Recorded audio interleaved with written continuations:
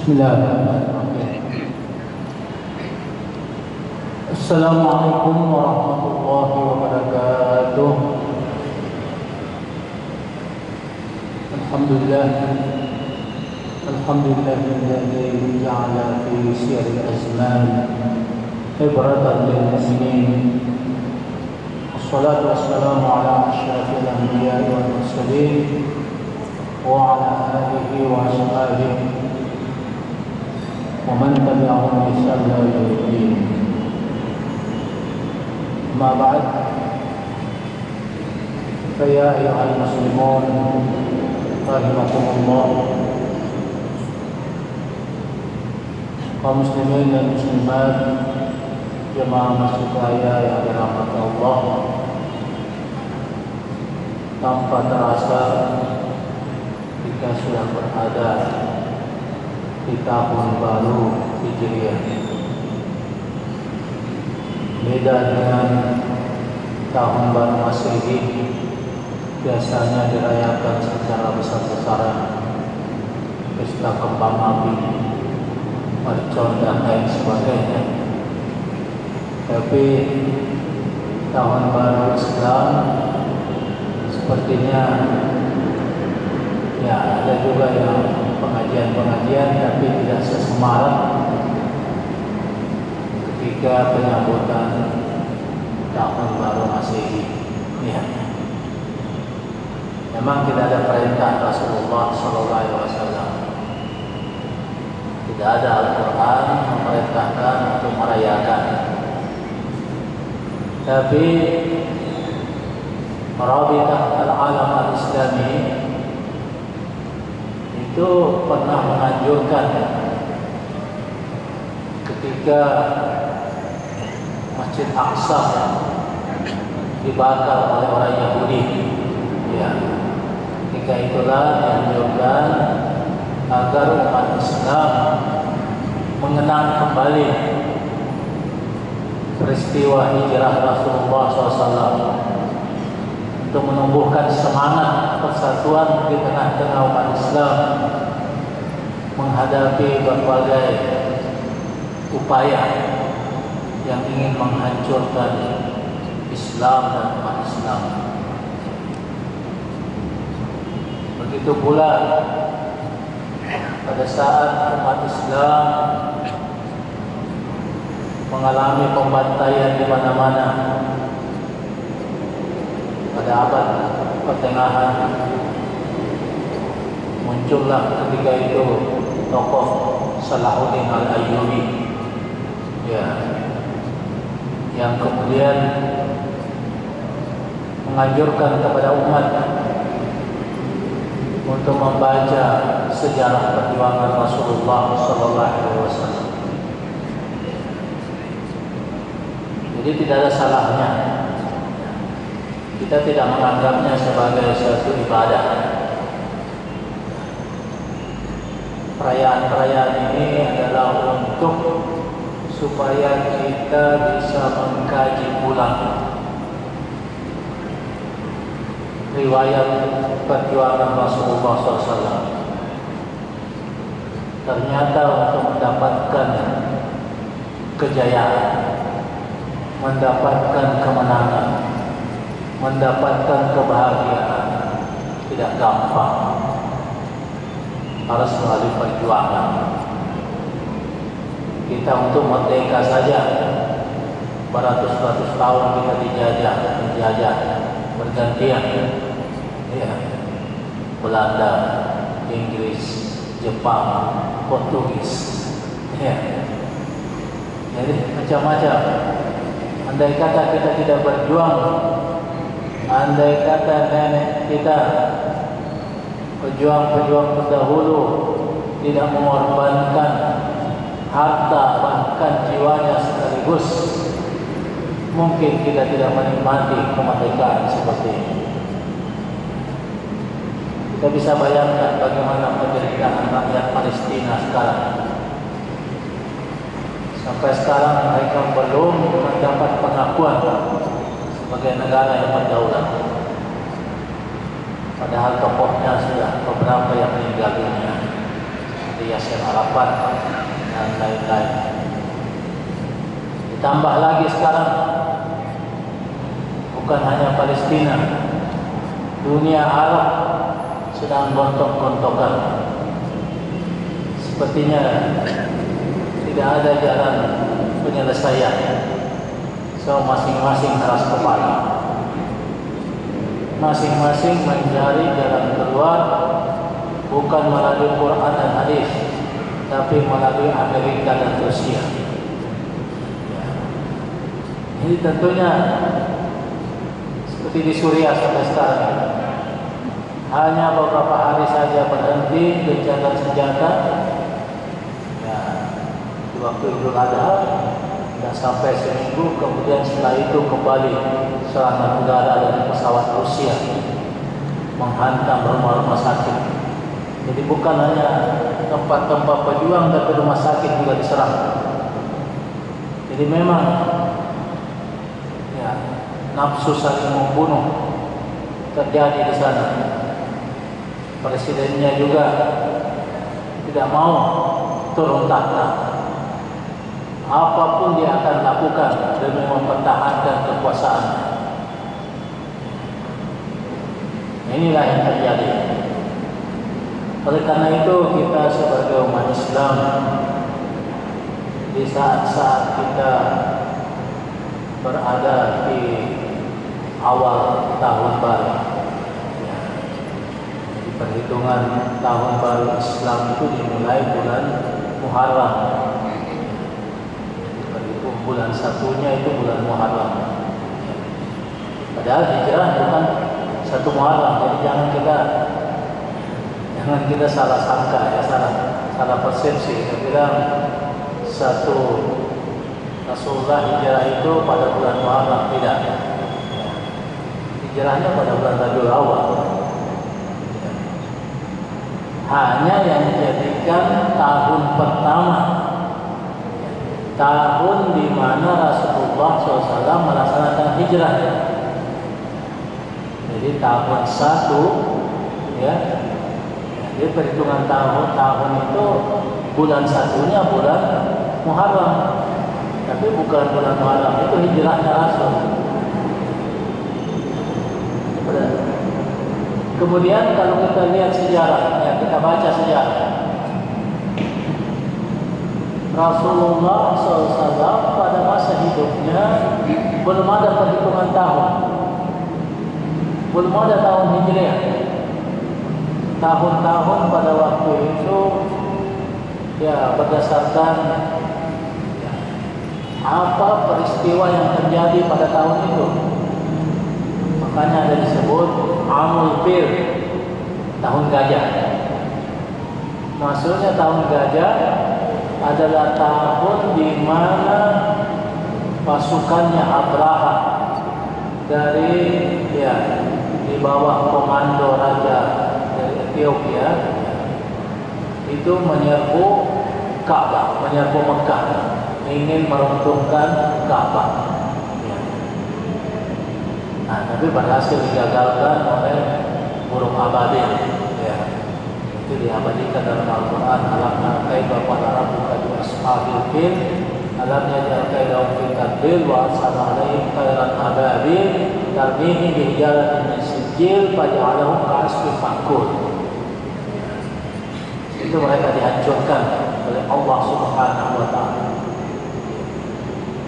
Mereka ingin agar Ka'bah yang disanjung-sanjung oleh orang Arab itu dipindahkan ke Yaman, San'a. Situ kedudukannya ini gubernur Abraha. Ya. Abraha bertempat tinggal di Yaman, kota San'a. Jadi kalau bapak ke San'a sekarang tidak bisa lagi karena dalam suasana perang. Dulu waktu masih ada perjalanan umrah bisa singgah di situ di San'a. Itu kita bisa jalan-jalan lihat ada bekas lokasi gereja besar di situ. Itu gereja yang dibangun oleh Raja Abraha untuk menandingi Ka'bah. Dia ingin supaya orang berziarah hijrahnya ke San'ah itu. Ya. Tapi tidak bisa selama masih ada Ka'bah. Jadi dia mau hancurkan itu Ka'bah, tapi tidak berhasil. Malah dia yang mati. Ya. Pasukannya itu tarmihim bijaratin min sijil, dihantam oleh peluru dari serombongan burung, ya, itu membawa batu-batu, katanya batu panas, dan bilang dari batu dari api neraka, menghantam mereka semua, sehingga mereka semua mati seperti daun-daun yang dimakan ulat. Inilah kesombongan manusia yang menghancurkan rumah ibadah Allah Subhanahu wa taala. Bukan manusia yang menghadapi, tapi Allah yang menghadapinya secara langsung. Jadi apa yang terjadi di masa lalu itu jadi pelajaran bagi kita. Jadi mengenai hijrah ini dalam kitab-kitab sirah, ya, kitab-kitab sejarah Rasulullah SAW, baik yang dikarang oleh Ibnu Ishaq dan juga ada yang modern yang namanya Al-Rahim Al-Maktum yang dikarang oleh ulama India. Itu mereka mengemukakan apa penyebab, apa latar belakang sampai Rasulullah SAW itu harus meninggalkan tanah airnya.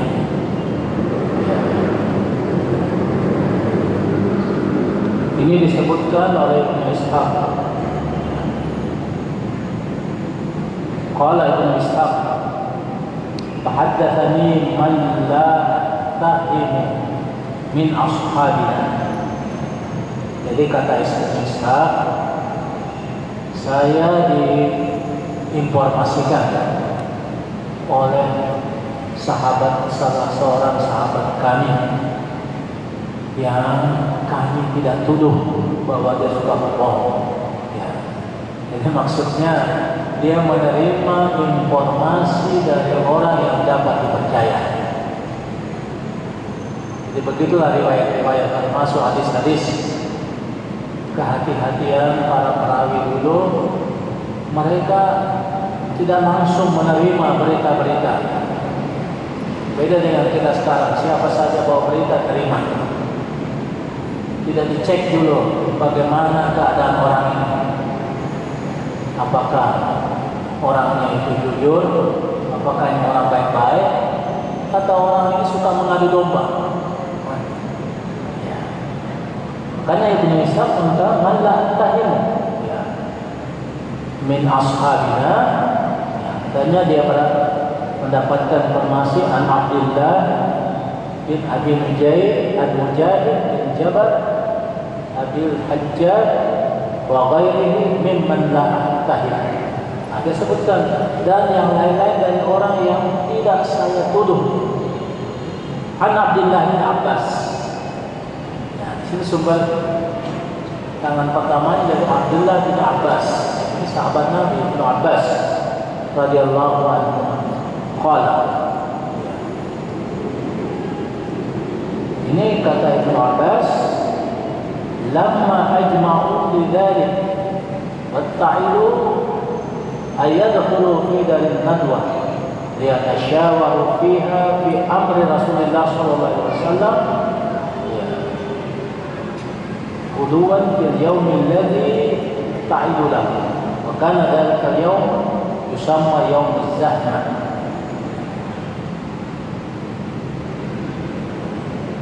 Jadi kaum musyrikin disebutkan oleh Ibnu Abbas,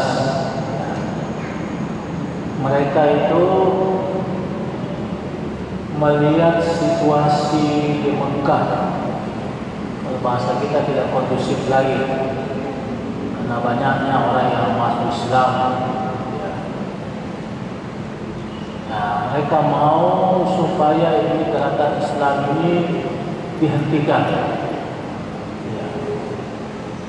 Sama sekarang ini, di mana Islam itu berkembang luas, ada upaya-upaya supaya Islam itu jangan sampai berkembang. Ya.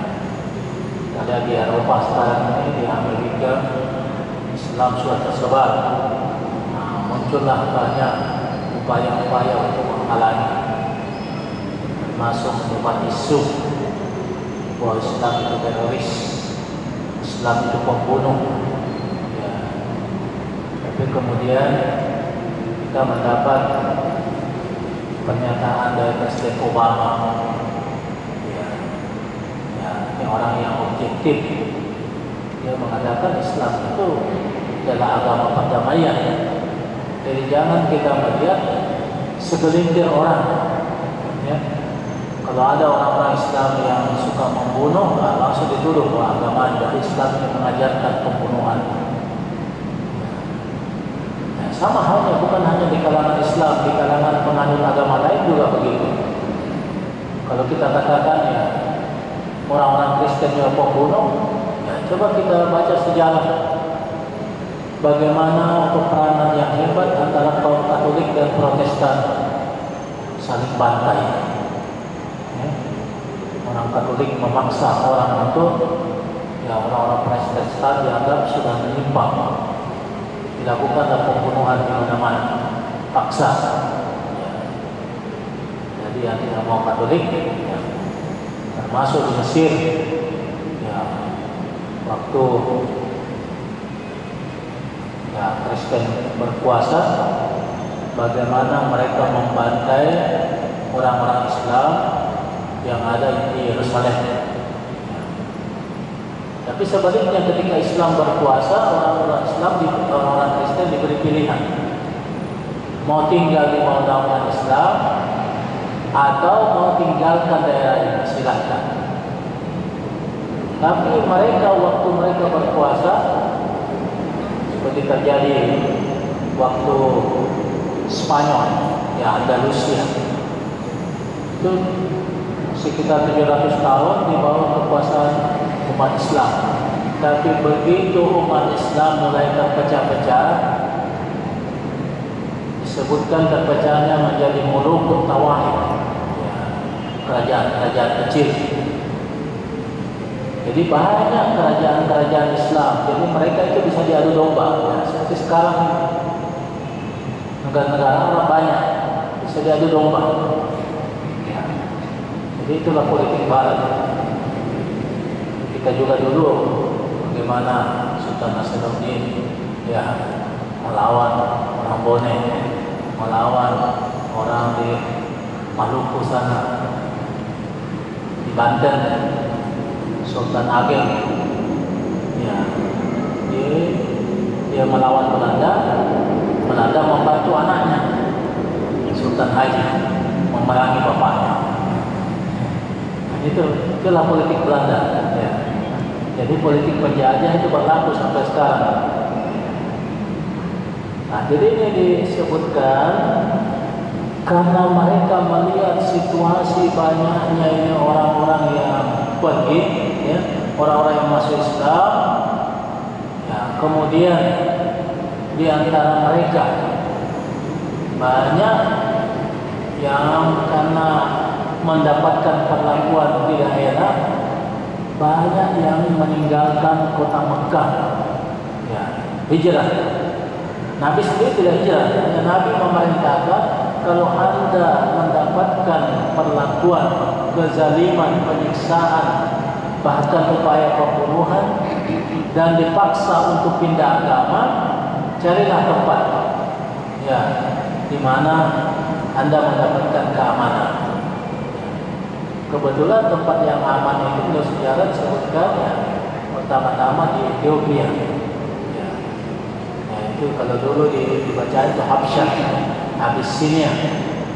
Kebetulan rajanya di situ orang Kristen, tapi Kristennya baik, yang mau melindungi. Ya. Raja Najasyi. Di situ itu hijrah pertama. Lalu hijrah kedua yaitu ke Madinah. Tapi sebelumnya sudah ada perjanjian adanya orang-orang dari Madinah yang namanya Yasrib pada waktu itu banyak yang secara diam-diam mendengarkan mau cari tahu bagaimana itu Islam. Ya, di antara mereka ada yang menyatakan masuk Islam. Setelah masuk Islam, dia sampaikan kepada temannya, begitu banyak mereka datang kepada Nabi Muhammad. Mereka bersedia untuk melindungi Nabi kalau mau pindah. Tapi Nabi waktu itu belum pelan-pelan, hanya sahabat-sahabat, hanya rakyat-rakyat teman disuruhnya berangkat duluan. Ya, ini yang dilihat oleh kaum Quraisy. Wah, ini kalau mereka pergi semua ini, padahal di antara mereka ada yang ya pengusaha-pengusaha, ya mereka bawa harta bendanya. Ya, ini bagaimana perekonomian di kota Mekah bisa runtuh nanti, bisa hancur.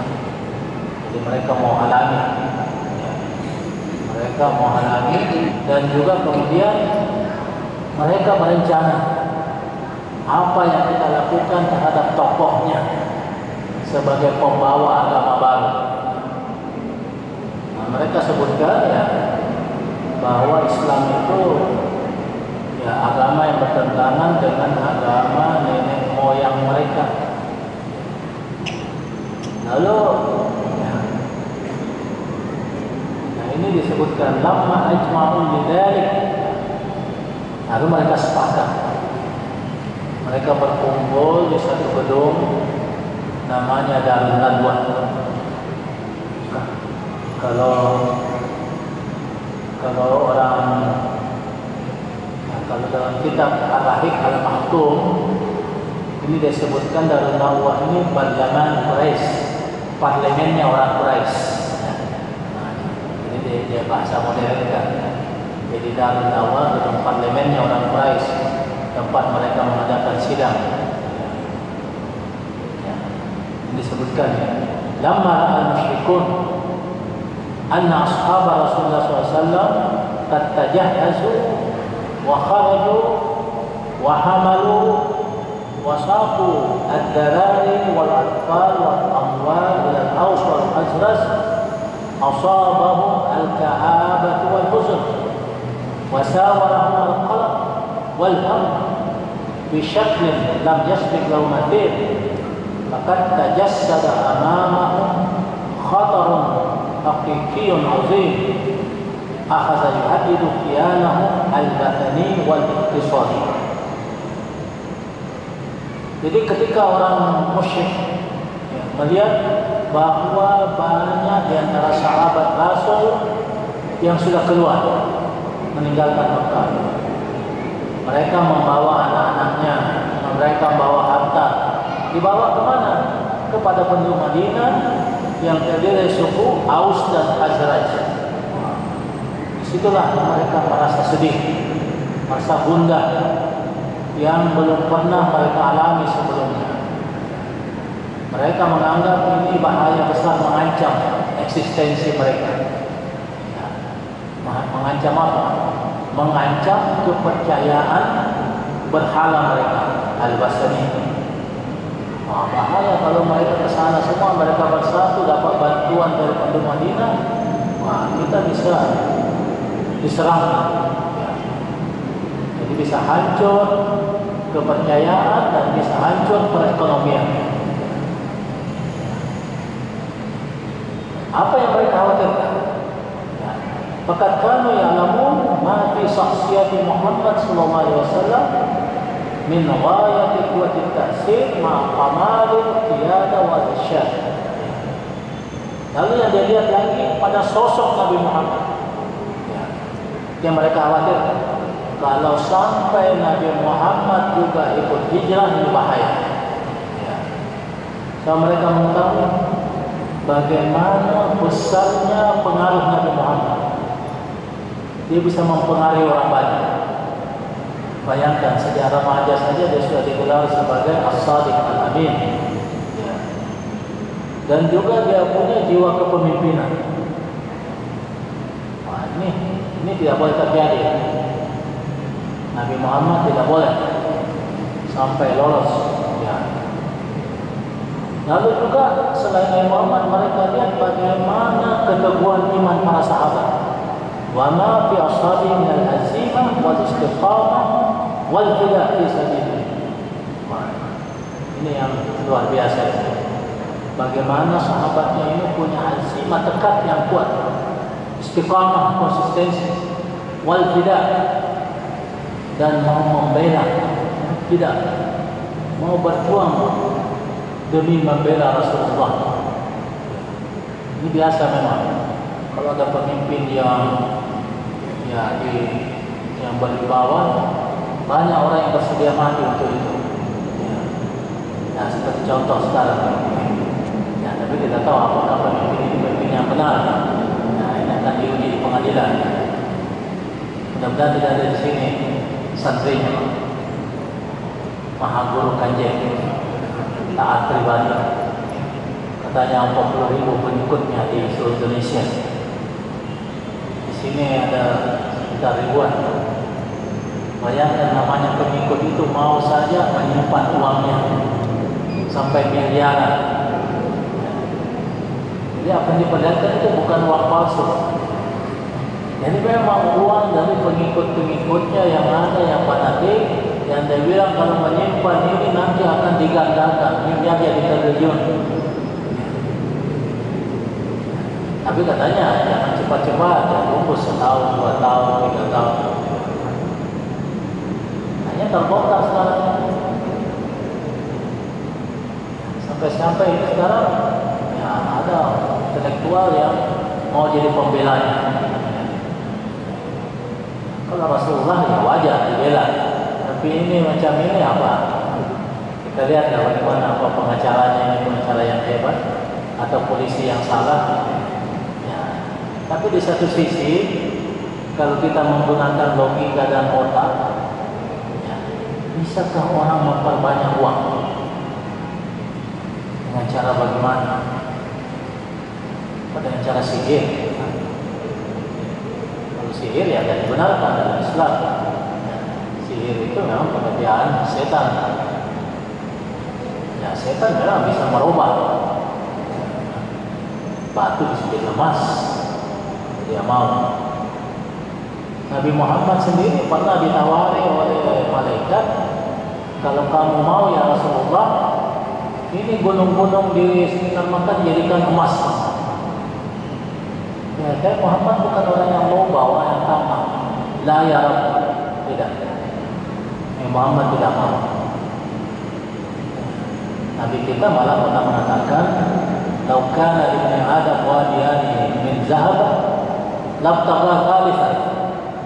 Seandainya manusia itu diberi kekayaan 2 lembah emas, ya banyak seluas lapangan Karibos itu emas semua. Dua Karibos emas. Masih pasti mencari lagi yang ketiga. Ya. Nanti dia puas kalau mulutnya sudah dimasuki tanah, sudah mati. Nanti berhenti manusia itu. Ya, buktinya ini orangnya. Katanya ada yang sampai miliar ada simpan uangnya di sana. Mau supaya di triliun. Ada orangnya duluan mati. Uangnya di sana, tidak tahu apakah bisa ditarik kembali atau bagaimana caranya. Jadi ini yang dilihat oleh kaum kafir Quraisy. Wah, ini bahaya Nabi Muhammad SAW. Ya. Dia punya pengaruh yang besar. Maka lil qiyada wal irsyad wa ma fi ashabi min al-azima wal istiqamah wa tidak fi Summa ma fi qabail al-Aus wal Khazraj min al-quwwah wal man'ah. Nah, selain itu mereka lihat ini orang-orang Aus dan Khazraj, penduduk Madinah yang sudah masuk Islam, itu juga terkenal sebagai kabilah yang kuat. Bahaya kalau sudah bersatu padu. Wa ma fi uqala'i hadaini al-qabilatain min awaqib as-silmi was-salah. Lalu mereka juga melihat bagaimana kepandaian orang-orang penduduk Madinah ini ya dalam berperang. Ya. Jadi wattada'i ila nafsil ahqad wala syama ba'da ansaqu marahat al-furu' al-ahliyah ila ta'awanillah. Jadi mereka takutkan supaya kalau sudah bersatu bagaimana. Lalu mereka juga melihat bagaimana kedudukan kota Madinah yang strategis. Itu kalau katanya Islam bisa menguasai Madinah, mereka orang-orang kafir ini bisa terhalangi untuk melakukan perdagangan, dihalangi. Padahal mereka kalau berdagang ke Syam harus lewat ke Madinah. Jadi mereka terpotong jalannya. Jadi oleh karena itu mereka merencanakan. Ya, ini apa yang harus kita lakukan terhadap Nabi Muhammad SAW. Nah, itu mereka adakan lagi yang disebut di dalam parlemen, ya. Parlemen Quraisy. Ya. Jadi di sini disebutkan, ya, dikamakan dari nama di Madinah dan Rasulullah. Fala yahfa ma kana li Quraisy min al-khatar dzalik fi tamarruz ad-da'wah Islamiyah di Yasrib.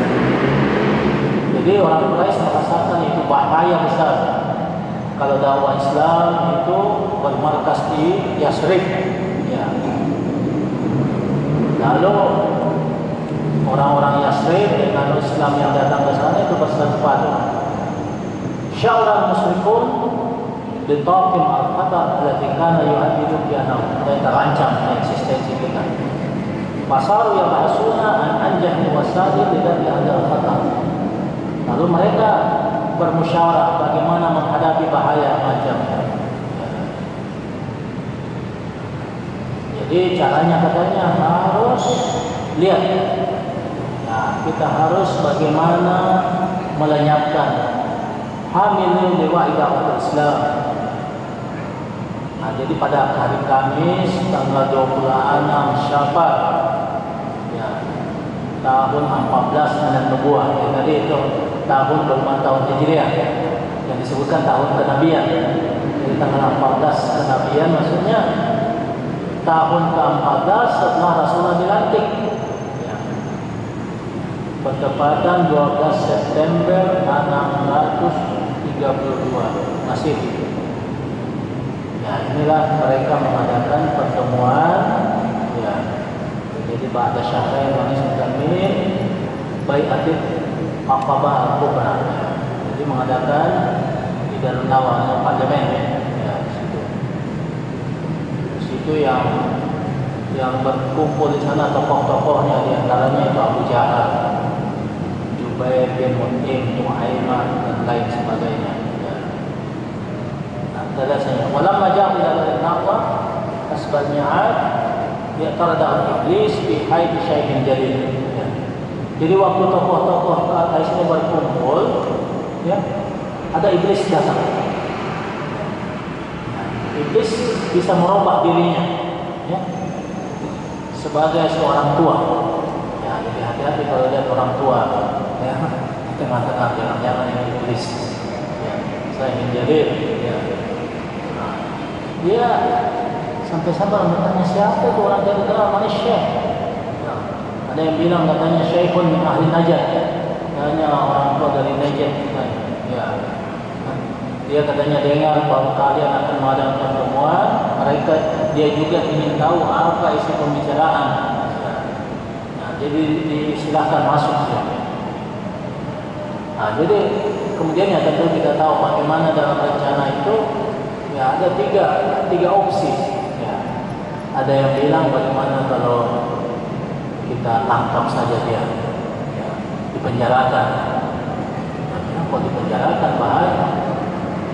Nanti tentu orang-orangnya akan berusaha melepaskan. Nah, lalu bagaimana kalau kita usir saja, dibuang jauh-jauh? Kalau dibuang jauh-jauh, bahaya juga nanti dia di sana dia bisa pengaruhi orang banyak. Ya, seperti contoh Syekh Yusuf dibuang ke Jakarta, masih bisa pengaruh, dibuang ke Sebang, sebutnya pengaruhnya orang, hanya dibuang jauh-jauh. dibuang ke Afrika Selatan. Nah itu saya Yusuf sampai dia bisa pulang-pulang lagi.